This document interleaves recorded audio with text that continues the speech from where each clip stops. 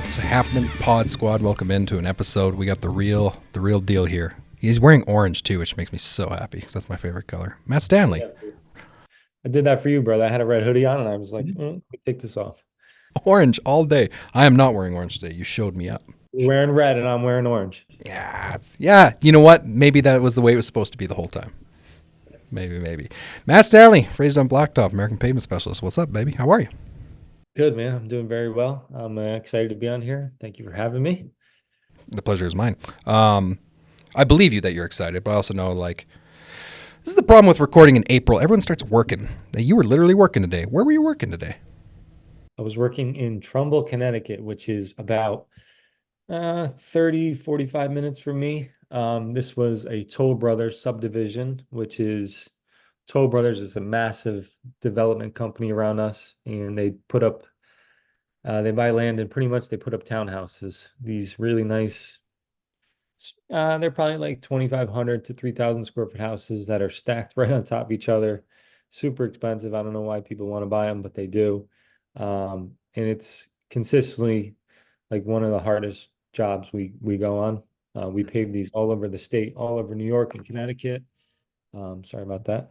And it's just very tight. A lot of people, usually they're 55 and older communities, which is a whole nother ordeal, as you may know. And they're lined with Belgian block and sidewalks and garages. But today went very smooth. We were just doing the roadways. We had some good blacktop today, nice weather. So we were all smiles. We were happy. What is the start of the season like for you by this point?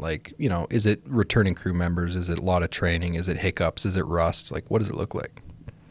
Every year is a little different. I noticed specifically this year, we didn't hire anyone in the off season, and may sound like a bad thing, but I was talking to my brothers the other day, and it was nice just starting with the same crew.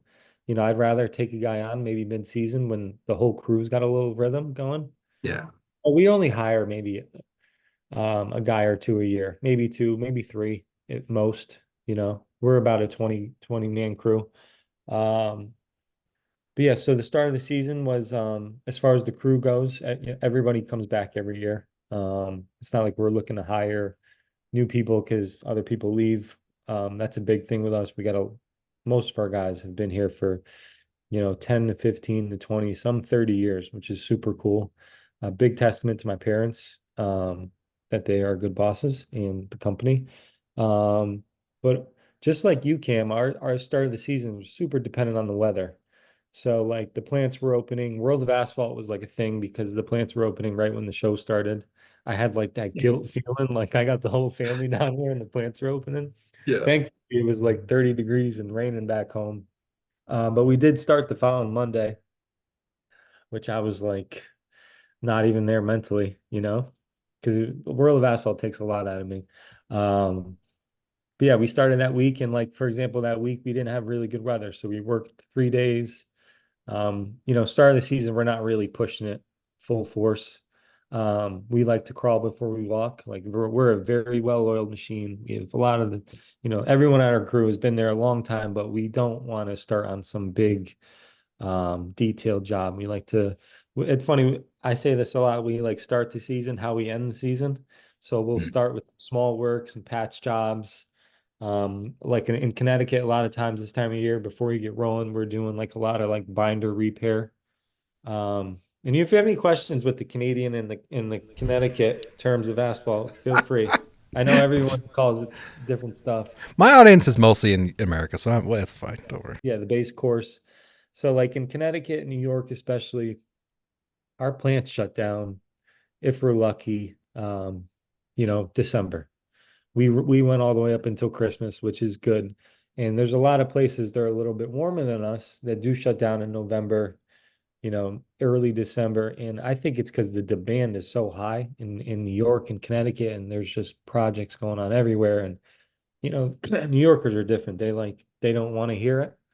So we're paving these jobs and we're paving over frost sometimes. It's wet. And they're like, I don't care. I need to get this covered with blacktop before the end of the year.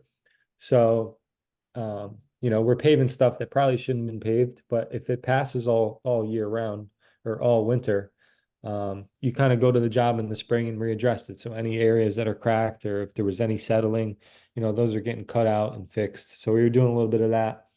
And then we did like a condo project in the beginning. And what else did we did? Just some parking lot work, nothing crazy. We're not paving roads yet or anything like that, but I'm not sure what your question was at this point. Oh, I don't even care. No, I just wanted to know what you're doing. I appreciate you coming on after a work day. So yeah, let's talk about the work day to start. But no, I joked with you before we hit record. Like, I've listened to Matt Stanley podcasts. I know what you get asked, and I'm not going to ask those questions. Yeah, I'm not going to. How did Raised On Blacktop start? We know. No, I want to go back to the beginning. Go back to the beginning. What was it like growing up in a Stanley house? That's what I want to know. Oh man, the biggest blessing ever. Not easy. What an answer. Holy cow. What an answer, first of all. Like, that's awesome. I'm so thankful for the way we grew up. Why? I think my parents, the older I get, the more I realize like they were the perfect amount of like really hard on us, but also like let us do our thing. And obviously having a family business helps because um maybe most people wouldn't say this, but it was the way I was brought up. We had the opportunity to go to work. And I was raised on blacktop. That's where I was raised on the job, you know. I mentioned this in a podcast I did the other day. At a young age, you know, 8 to 10 years old, going to work with dad, being around grown men, you really learned how to one, behave, one, uh, earn the respect of people around you. And I started from the bottom. So I mean, that was a blessing in itself, you know. As far as like home life goes, I'm the youngest of three boys. So all four of us, we range from, I'm 31 now. My oldest brother's gonna be 40. So we're all pretty tight. Um, a lot of people say four brothers, you guys must have fought like crazy. Of course we did, but we also like those were my best friends. Sports was a huge thing growing up. That was before blacktop. Sports. That's all we did was play outside, wiffle ball, riding our bikes, cuts, bruises, all that. Dirt underneath the fingernails. Um, I mean, it was great. And growing up in a bit in a family business where I got to see firsthand what it took to run a business was like that's like a college degree. I got to see all the sacrifices, all the stressful nights, all the late nights, early mornings, got to see it firsthand, and was super involved in it. So it's cool that, growing up in school, I would say people that have are self-employed or have their own business, you might not be really well off, but you have nice things. You're able to maybe buy a new truck or, we had a pool outside our house as kids. It was my dad probably bartered it for a job, things like that. But fast forward to here I am now. I'm 31 years old. I've been working on blacktop consistently. I mean, my whole life, but really like getting paychecks since I was like 13, 14, 15 years old. So I do have like 15 years experience now in asphalt. And I say that to say this, like we've grown this business and now I'm to a point where like we feel like we've grown the business as well. You know, we're Yeah. working for clients that I remember doing the first job for them, which is really cool. And I think a lot of people that maybe grew up in a family business and are hesitant to get into it because outside noise, they want to do their own thing. They don't want to follow in daddy's footsteps. I'm proud to say I work for my parents. Okay, my check has my mother's name on it. I'm not ashamed of that at all. I think it's cool. Um, but yeah. Yeah. So I noticed a trend. I see it more in family businesses, just in more chatting with them. But I think it's applicable in any business. You said sacrifice, like you see a lot of sacrifice. So you saw it firsthand, but a lot of people don't see that. What were the sacrifices that you saw as a kid? Just one comes to mind. I mean, like I said, sports are a big thing. My dad did coach a lot of our baseball teams and stuff, but there was many a games where, I was getting picked up because my mom and dad were working. They were my high school games, they were never there. And because I knew the value of hard work and stuff, like I didn't even give it a thought. Of course, You didn't resent them? Like you didn't at any point go like, ah, why didn't you pick me up? no, and I'll tell you why I didn't. Um, Again, I said this on a podcast the other day, and I'm happy to repeat it. Um, my dad getting home at 9 o'clock at night when his business was only 10, 15 years in. Um, I don't know if you've met my dad before, but he's a boots on the ground kind of guy, alpha male type. Okay. He doesn't ride around in a truck all day. He does that too. But he would come home covered in grease. And I remember like being scared when he got home, because it was just like as a kid, Um, but my mother's reaction to that is why we value hard work. She wasn't motherfucking him for getting home at 9 o'clock at night, right? She was praising him, you know, and if she had a different reaction to that, I would probably have some resentment of people that work hard, or hard work in general, people that get home late at night because they're, you know, Um, I mean, we know they're really just trying to put food on the table, but they're following their dreams. I've got to see that firsthand. And just because of my mother's reaction to that, that's like that's our culture and our family. If you're not a hardworking kid, I'm not even going to be friends with you. Just because we're a family of hustlers, we go get it, and that's how we were raised. And I'm so thankful for that because I think a lot of people aren't, what's the word? Not fortunate enough to see that firsthand. And then when they get older, they might not have that extra drive in them. And I know where I get it from. This isn't me. I'm not, I don't have a huge ego. I know where it came from. I get to see it every day. Yep. Yeah, it makes sense. Is there anyone in your family who's like the black sheep of the family? No. It's all unified, bro. Yeah. Yeah. Yeah, we're all in the business one way or another. Hmm. I have an oldest brother that doesn't work for American Pavement, but he owns his own paving business. Um, he broke off. I don't know how old he was. But we were getting really deep in this commercial municipality market. And there was a whole nother market that we couldn't serve anymore, which was residential, small commercial. And he kind of always wanted to do his own thing. And he's like killing it now. I'm so proud of him. His business is right down the road from us, and we're not competition at all. He actually bails us out all the time when we need an extra truck or an extra guy. Um, but no, but mind you, Cam, we're like the first generation of kids in this business. Yeah. Maybe I'll have a niece and nephew that don't want anything to do with it. Hopefully that doesn't make them the black sheep, right? Yeah. We're joking about it now. I got a few nieces now. When they have boyfriends and stuff, it'll be interesting to see if grandpa wants to take them to work for the summer. And if they can't last on the blacktop, Baptism by fire. we'll probably look at them a little different. Oh man, absolutely baptism by fire. All right. Well, you and I are pretty much the same age. I think there's a lot of lazy narratives people have. So something you said caught my ear. You said sometimes I didn't get picked up from sports all the time from my parents because they were working, but you don't regret it. Now I think a lazy narrative. Example, but Yeah, yeah, no, I get it. So a lazy narrative, somebody might hear that and go, "That's horrible." I think that's the expected narrative, right? And so when I think about like we're on the younger side still. I think we're younger. So when I see the next generation of workers, there's a massive narrative about that. Um, are you concerned about it? Like, do you see the next generation and go, man, these guys are set up to fail? Or do you see the next generation and go, there's potential here?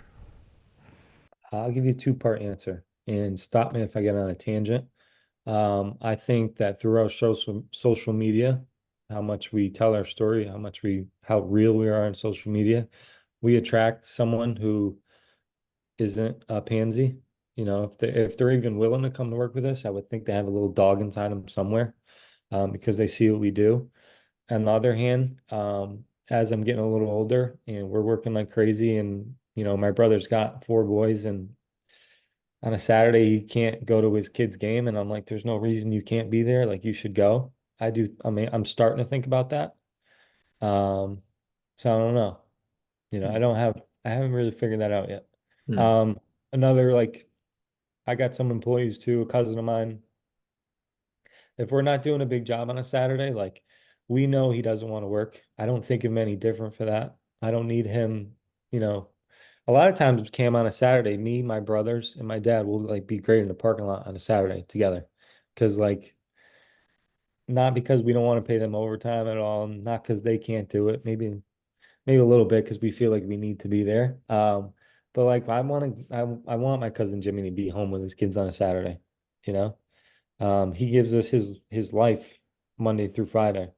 Um, and at the end of the day, it's our name on the trucks, you know. I mean, he's family, it's a little different, but like another employee, um, they give us their all and they don't have any skin in the game. I think about that a lot too, you know, on these 90-degree days when like we're pushing like crazy, even I'm tired. You know, I give my guys a lot of credit because, you know, they're just making an hourly wage and they're out here right next to me. I guess most bosses, not that I'm a boss, but they're not thinking that way, but maybe that's just the way I raised. That's what I'm thinking. You know, Hmm. I'm like, respect. Right.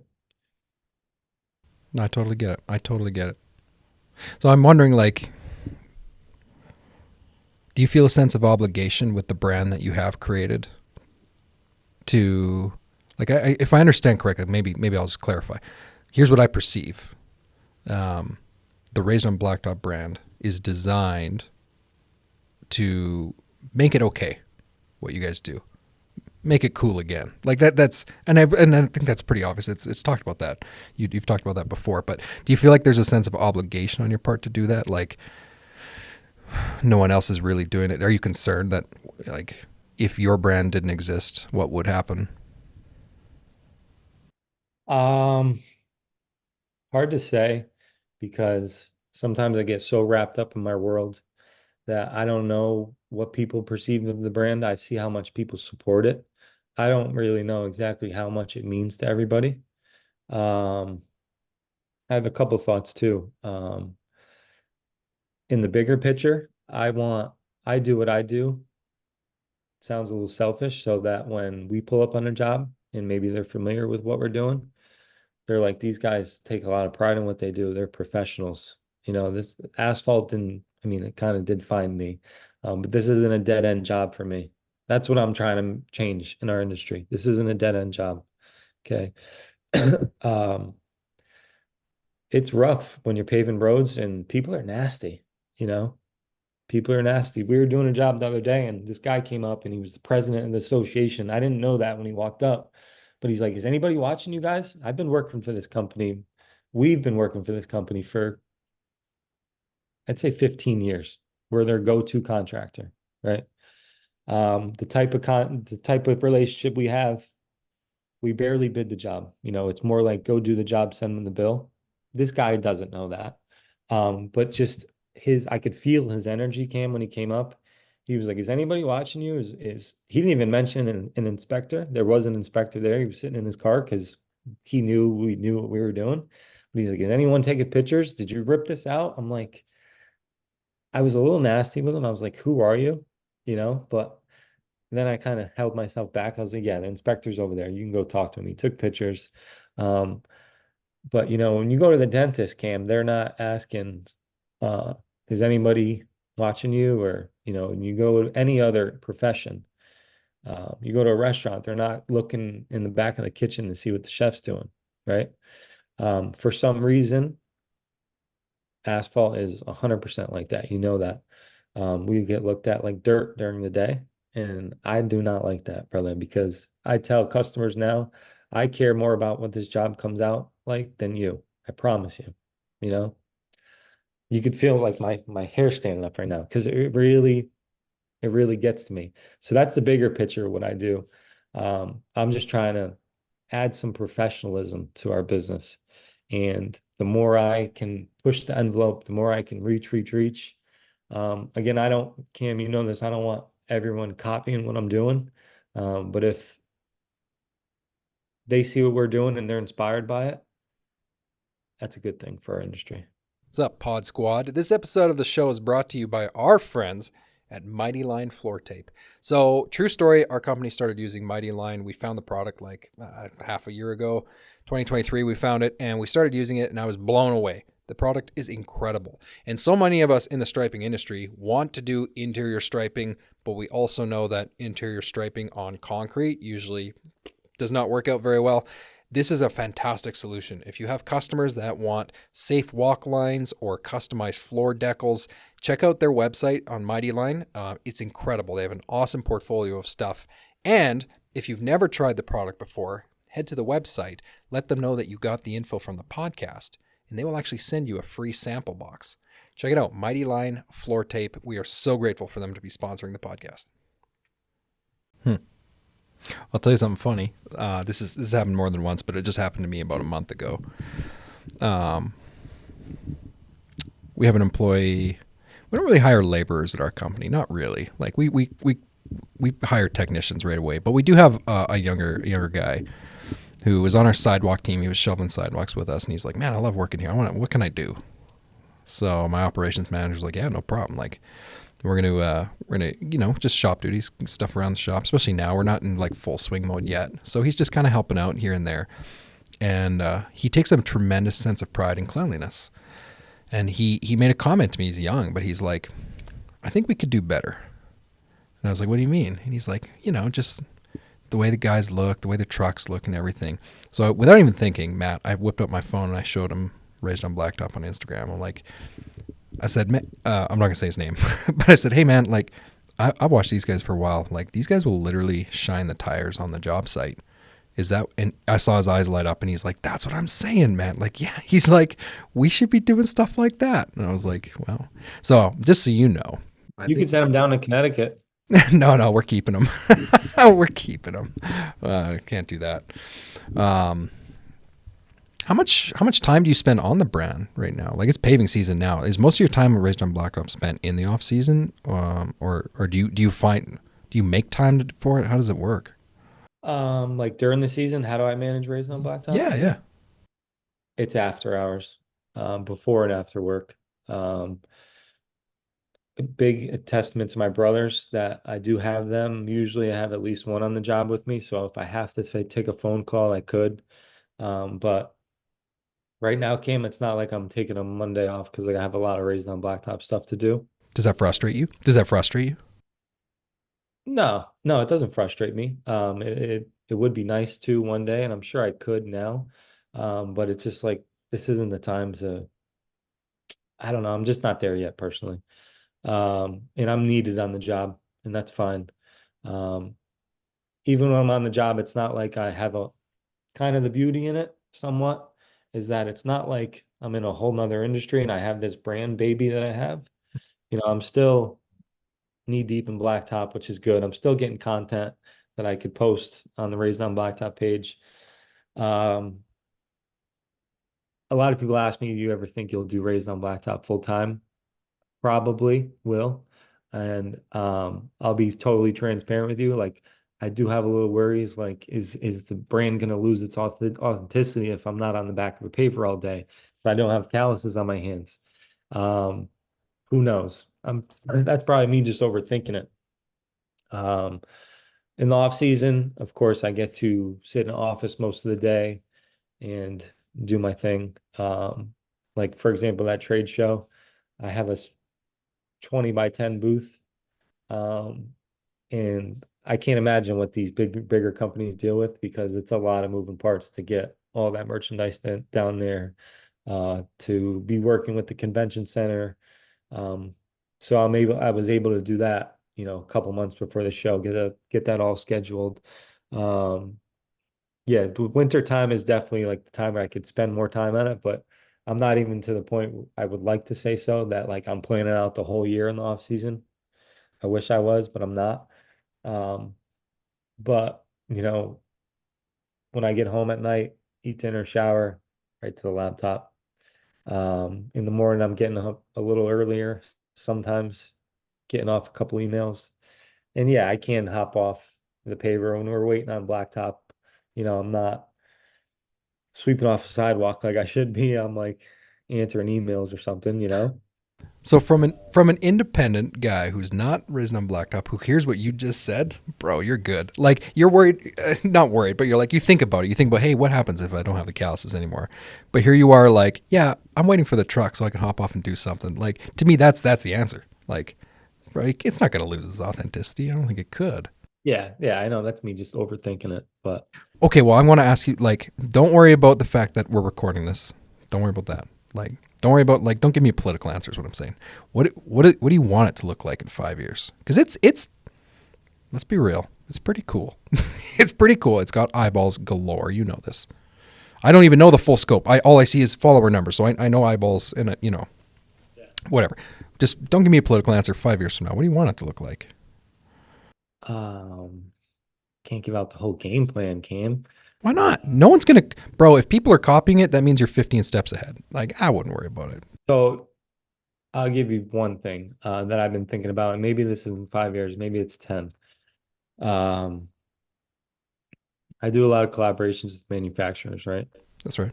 Um, and some of it is pretty detailed, like the Lee Boy, it's got a lot of bells and whistles on that we came up with. I don't know, maybe one day, just like I've always compared my brand to like an M of BMW or like a Shelby Mustang. That's kind of how I wanted it to be when it started. But when you take a diver deep into like these, I don't know what you call them, sub brands of these manufacturers. Are you familiar with I don't know how to pronounce it. I think I'm saying it right. The Brabus G-Wagon. I don't think I am. I don't think so. It's like the G-Wagon, the Mercedes G-Wagons that have the B on them. Oh yeah, yeah, yeah, yeah. But so they're manufacturing that themselves. Like that's not Mercedes doing that, right? And I maybe see. Mercedes is selling it. Maybe I'm buying base model machines and doing all the custom work to it. Maybe it's a not a I don't want to say West Coast Customs type of thing because I think that was got a little corny, but um a guy can buy a machine, send it out to Raised on Blacktop. We'll put all of our bells and whistles on it. We'll paint it for him. We'll put his logo on there for him, something like that. Or we're buying machines in bulk now and doing all the work for ourselves and we're selling them ourselves. That's that's big, big picture, but I don't know. Maybe I can also say too, like the vision has changed over the years. Yeah, no, I get it. I don't know. I feel compelled to tell you this is not my advice. This is what advice was given to me. My first business coach told me that. It was probably like in the first like few months of working with him, and we were talking about like what my 3-year plan was, and there was no 3-year plan at all. So he helped me create it. But so we broke that down into like, I think we broke it down in like a 1-year plan. He's like, what do you want to accomplish in the next year or 2 years? So I told him, approximately what I wanted to do. And his advice to me was like, anytime you come up with a 1-year plan, call it a 1-year plan, but do it in 2 months, do it in 3 months, because the steps are going to be the same. Like it's not like you need to wait a year. It's not like you need to wait 10 years. Like the steps you already know the steps will be the same. Like you're saying maybe not 5 years out, maybe 10 years out. Why not do it in 2 years? Why not? Milling machines are $1 million now, so I don't have $1 million sitting around. We got to get you $1 million somehow. No, this is cool. This is cool. Um, what did I not at? What did I Another not? thing that I think I want to do is in the next year, I am going to do it, is I have a lot of small family businesses and even some big businesses hit me up and say, I want to buy 200, 500,000 Raised on Blacktop shirts, but I want my logo on them. Yeah. And I am still very hesitant to do that now because if I start doing that, um, anybody could throw that on a sleeve and then there goes the brand, right? So within the next year, I'm going to have on my website, a company's going to be able to go on raisedonblacktop.com. I'm going to have the base model stuff, which would be, let's call it like a polyester long sleeve shirt that you can wear in the sun as SPF in it. A Raised on Blacktop hat that is fully custom, and they'll be able to insert their logo, get their artwork back, have their logo on the front, and it'll be a Raised On Blacktop hat, you know, anything, hats, long sleeve shirts, sweatshirts, safety vest. Um, so I can become like the Nike of the industry. That's kind of that is the plan. Um, something like that, I don't want to be doing that on the side when it's not set up, and I just don't want to lose hold with the brand right now. That needs to be officially set up on my website and have some legs behind it per se, you know. Totally. Totally. All right. I'm not going to keep you much longer. What's the most rewarding thing about what you do? Either the actual pavement company or Raised on Blacktop. Why do you do it? What's rewarding about it? I love seeing pictures of kids wearing the merch at work with their family. That's pretty rewarding. Um, I get like, you know this, Cam, you own your own business. It's you get caught up in your own shit sometimes, and you don't ever sit back and be like, wow. I had a couple moments in Nashville where I was like, I'll tell you, for example, we had a Raised on Blacktop party. So 100 extra people showed up. It was crazy. And World of Asphalt is helping me get people in the door. And there's like good people that I know that I'm friends with that didn't register for this stupid thing. And I'm like, I don't know what to do, you know? And thankfully, one of my dad's friends, who's an excavator, we do a ton of paving work for him. He came down with us and he saw how stressed out he was. And he literally grabbed me, came and pulled me to the side. He's like, bro, stand back real quick. There's 400 people in this room. Everybody has Raised on Blacktop on. Like, I know you're stressed out, but please take that in for a minute and like appreciate that. And I did, and that was like a cool moment. And then on the work side, Cam, like when we work for a contractor or we're working for an inspector that might follow us, when we're working for somebody that has been following us a while, and maybe it's their first job that we're doing for them, when they pull my dad or me aside and they say, you guys are exactly what I thought you were, and you guys, you know, your trucks are as clean as I thought, your work is as pristine as I thought, you guys are as just what I thought. That's pretty rewarding to me because it tells me that like we got a good crew of guys. And then on the social media side, like I'm doing a good job telling my story. That's like little small moments that I have. That's like a little pat on the back. Um, and another moment that I had cool last year was that John Deere came out and they brought like 20 videographers. They weren't all videographers. They were sound guys there, photographers, and they did this commercial on our job site. Pretty cool moment. And then off of the commercial that they made, they did like a whole cover story in their John Deere magazine. It's called The Dirt. And they did this really cool article. And when I was reading it, I'll be honest, I was like, my brother was driving. It was like the first time we got it. He's like, read it, bro. I was getting teared up reading it. Like it was a cool moment to have a company like John Deere really recognize what we're doing and like they nailed it on the head. And it was dope. It was awesome. That's like something that sticks out in my mind. that's so cool. Uh, I mean, Wish a better 5-year plan for you. no, that's totally fine. No, you're good. I'm just thinking I might be like the worst podcast host ever because I ask weird questions sometimes. I just ask what's in my brain. That's good. This wasn't repetitive for me, so Oh, good, good. Okay, well, I'm gonna ask your opinion on something. yeah. I was not raised on Blacktop. Mm-hmm. I started my company. Do you know why I started my striping company? No. Because I was bored. 'Cause I was bored, off work, injured at my day job, and I was like, there's only literally one guy in this town who does it, and I know people don't like him, so I'm gonna try it. Because I don't sit around bored very well. So I What were you started. doing before? Well, I was in the glass industry. Yeah, yeah. Like I worked. windows? Was that Like windows? commercial? Yeah, mostly automatic doors. That was my thing. Yeah. I'm not gonna. Don't interview me.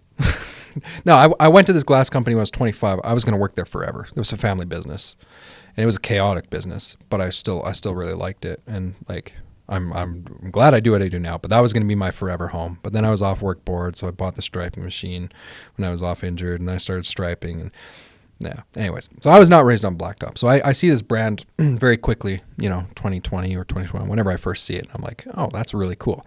I'm not raised on blacktop. But I have kids now. I have kids. And everything you said at the beginning got me thinking while you're talking. I'm thinking about my kids.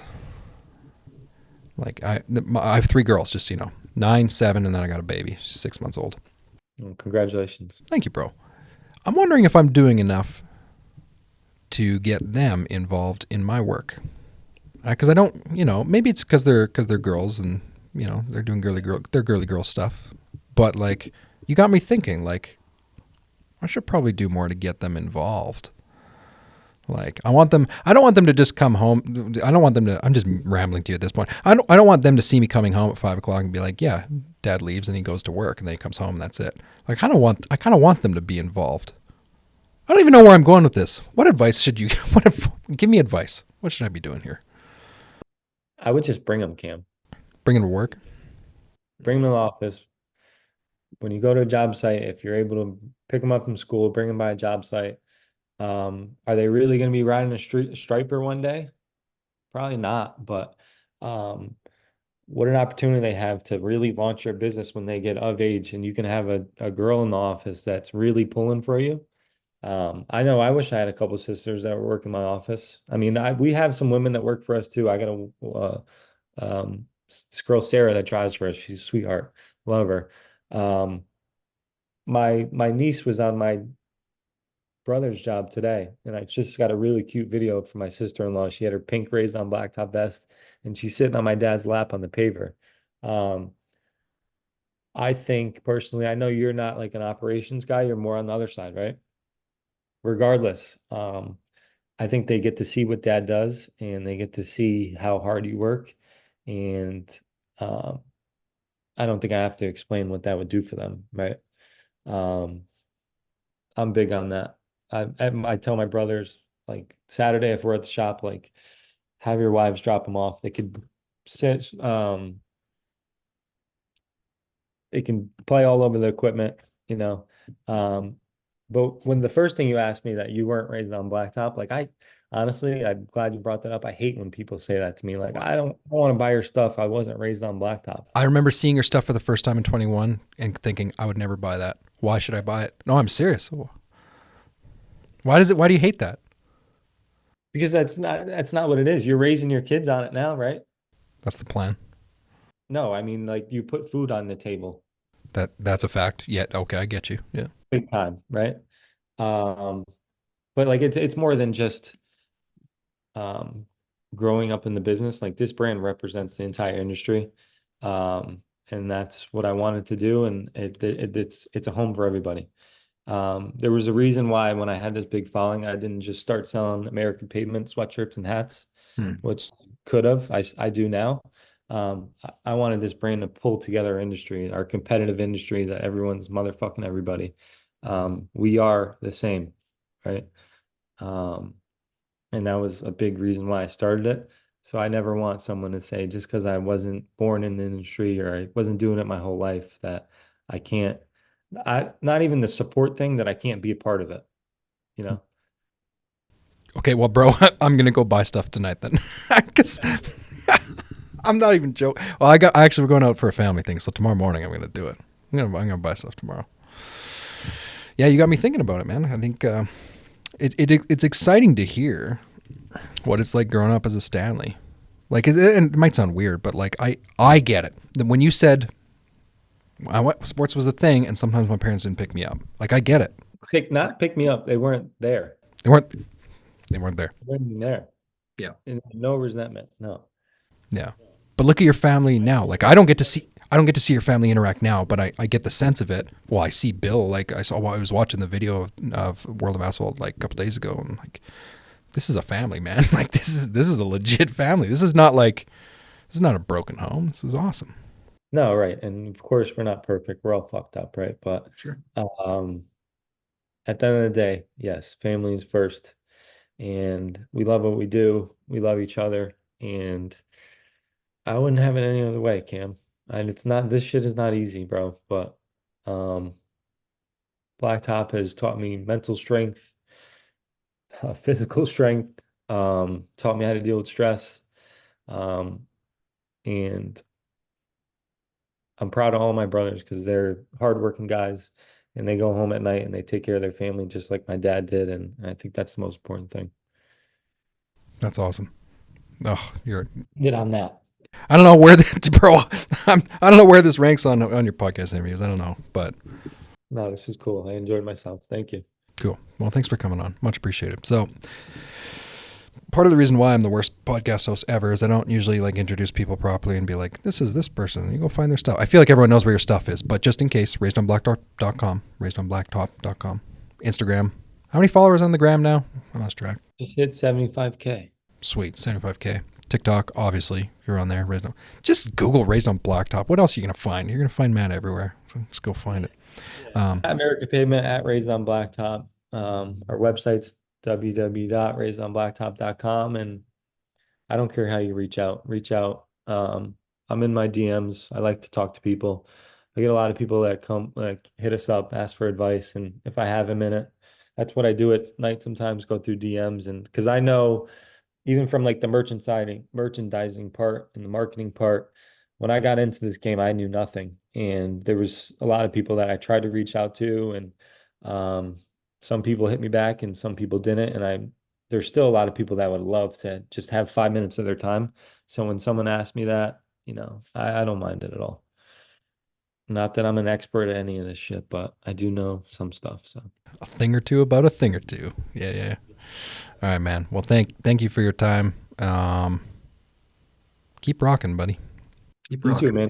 Keep the podcast going. I will. This is all we need. We need all this, You're changing lives, and so am I. So, What a way to end it. Thanks, bro. all right, Cam. Thank you.